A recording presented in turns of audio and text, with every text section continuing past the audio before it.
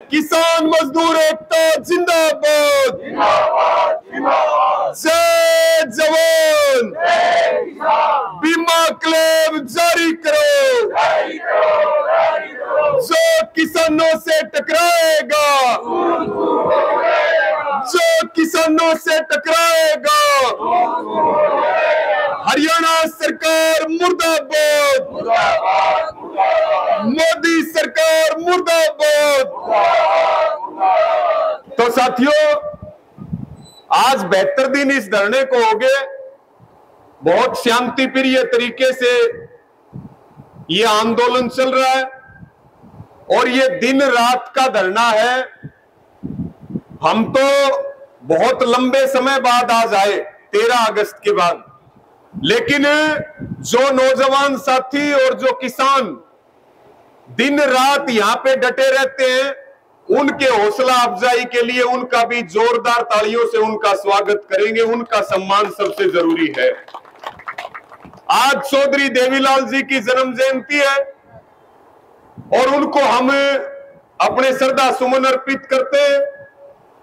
और बिल्कुल ठीक बात है कि आज की जो जन्म जयंती है चौधरी देवीलाल जी की, उनके जो किए हुए काम है, उन्होंने आंदोलन से लेकर के और सरकार चलाने तक का जो काम किया और उसमें गरीब किसान मजदूर के लिए जो उन्होंने पूरे जीवन संघर्ष किया, ऐसी महान आत्मा को, ऐसी पुण्य आत्मा को भी हम अपने श्रद्धा सुमन अर्पित करते हैं।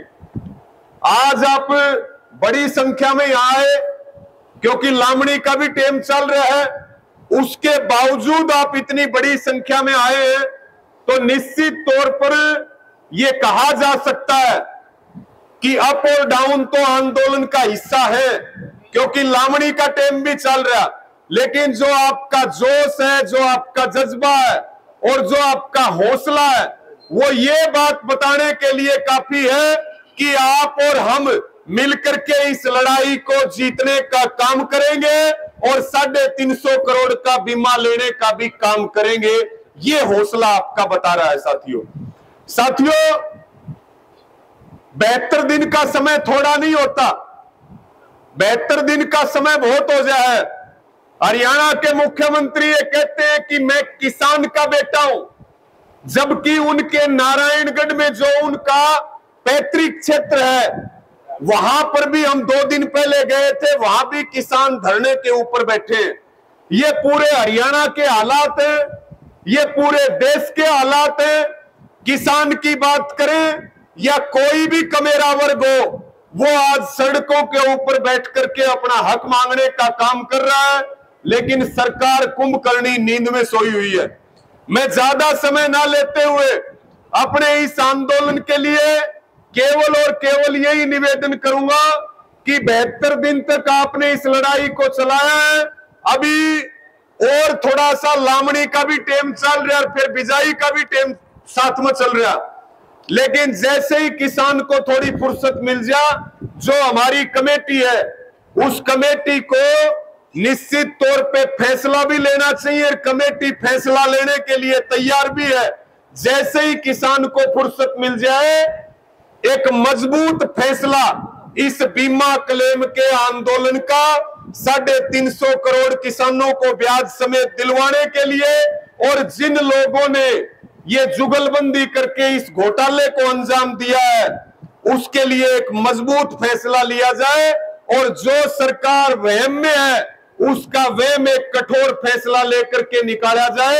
या तो सरकार सीधे तरीके से आ जाए और नहीं तो फिर सरकार को आडा पटकना पड़ेगा और उसके लिए आपको तैयार रहना पड़ेगा। दोनों हाथ उठा करके आप आश्वस्त भी करो और आप बताओ भी। साथियों, समस्या बहुत चल रही, समस्या तो सरकार की भी है, समस्या हमारी अपनी भी है, और समस्याएं मिटेंगी संघर्ष से, समस्याएं दूर होंगी ईमानदारी से, मेहनत करने से। सबसे बड़ा जो मुद्दा है, आज बिजाई का टाइम चल रहा है, लेकिन डीएपी का दाना भी कोनी किते देखने, सारा हरियाणा में लाइन लग रही, और सरकार के किसी मंत्री, विधायक, सांसद को आप पूछ लो, न्यू कहेंगे कि भाई डीएपी की कोई कमी नहीं है और डीएपी का दाना भी कोनी, बल्कि बहुत सारी चीजें चल रही। रक्षाबंधन के ऊपर एक किसी गांव की घटना थी, एक बहन ने तो अपने भाई से डीएपी के कट्टे ही मांग लिए। ये सरकार है इस समय कि भाई मुझे तो जो है ना 10 कट्टे डीएपी के दिला दो। ये हालात हरियाणा के चल रहे हैं। डीएपी की बड़ी किल्लत है और सरकार का उसके ऊपर कोई ध्यान नहीं।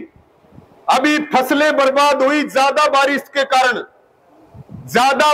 के कारण सारी फसलों में अपना नुकसान है। लेकिन जो बीमा कंपनियां क्रॉप कटिंग कर रही हैं वो ठीक तरीके से नहीं कर रही हैं। क्रॉप कटिंग ठीक नहीं होगी तो फिर क्लेम भी पूरा नहीं मिलेगा।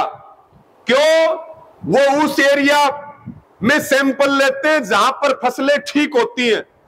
जहां फसलें ज्यादा खराब है, नुकसान है, वहां का सर्वे नहीं करते। वहां पर जो है वो ताकड़ी से नहीं तोल करके देखते। आज हम कपास की बात करें, बल्कि कपास के किसान की तो कमर टूट गई पिछले 7-8 सालों में। कपास का किसान पूरी तरह से बर्बाद हो गया। आज कपास की फसल की बात कर लो, अपने एरिया की हम बात करें तो बाजरे में भी नुकसान है, गुआर में भी नुकसान है, मूंग में भी नुकसान है। और क्रॉप कटिंग ठीक नहीं होगी तो किसानों को क्लेम पूरा नहीं मिलेगा। इसके साथ में जो सरकार ने कहा, हरियाणा सरकार ने, कि भाई हम आपको मुआवजा देंगे 7,000 से लेकर के और 15,000 रुपए प्रति किल्ला, और वो भी उसको मिलेगा जो क्षतिपूर्ति पोर्टल के ऊपर अपने आंकड़े देगा, अपने डाटा चढ़ाएगा। आप मुझे एक बात बताओ कि 7,000 रुपए और 15,000 रुपए अधिकतम, क्या किसान की लागत भी पूरी होती है क्या? अगर 15,000 रुपए भी मिल जाए तो एक बार बताओ मुझे, क्या कपास का किल्ला है, गुआर का किल्ला है? ये बताओ कि भाई लागत भी पूरी होती है क्या?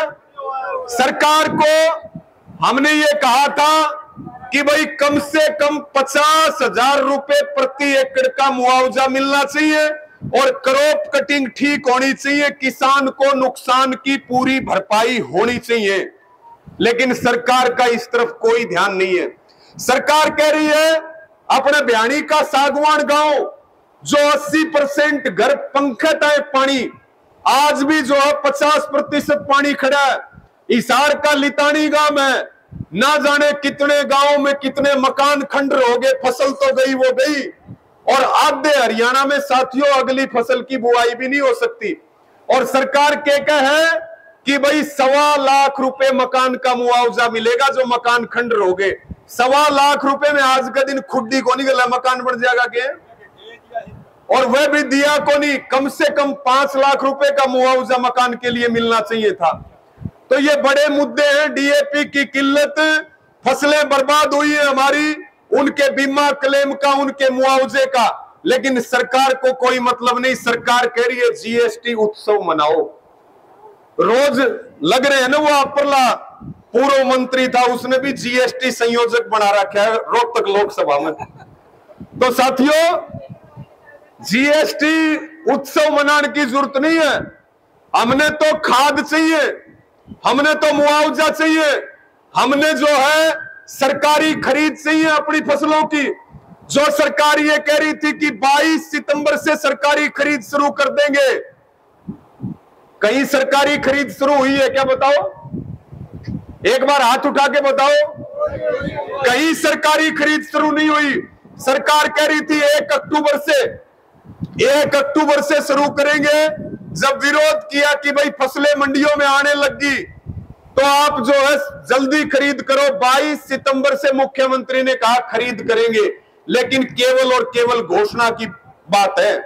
आज औने पौने दामों में जिनकी फसल अगेती थी, जिनकी फसल निकल चुकी है, क्या किसान का इतना ब्यूत है क्या वो उसको स्टॉक करके रख सके?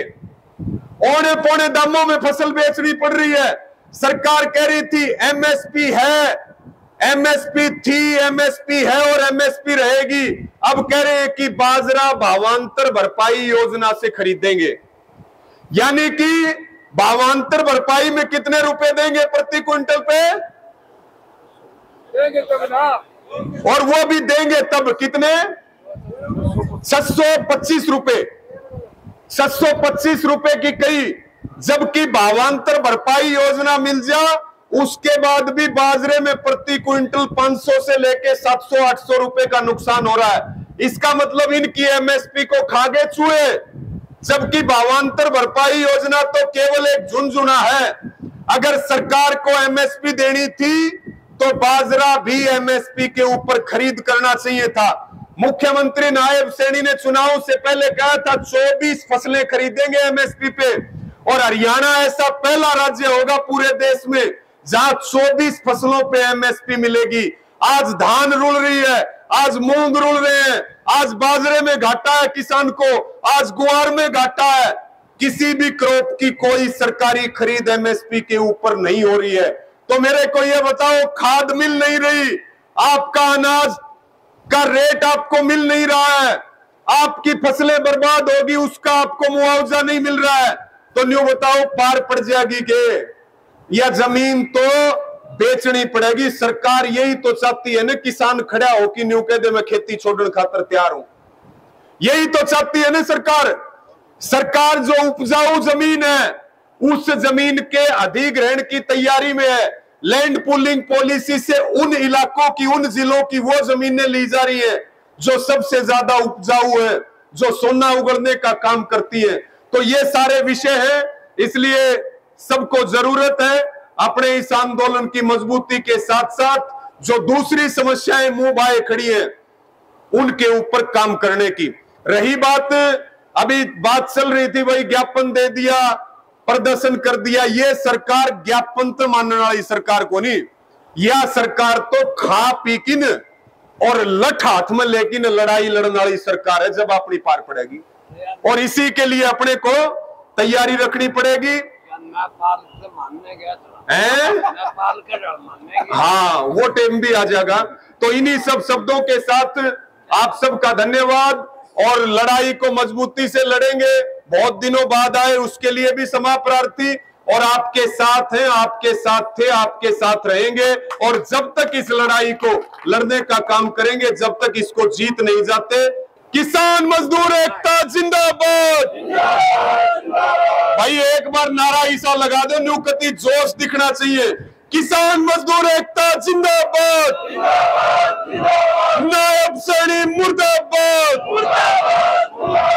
मोदी सरकार मुर्दाबाद, हमारी मांगे पूरी करो, किसान विरोधी सरकार मुर्दाबाद, बीमा क्लेम जारी करो,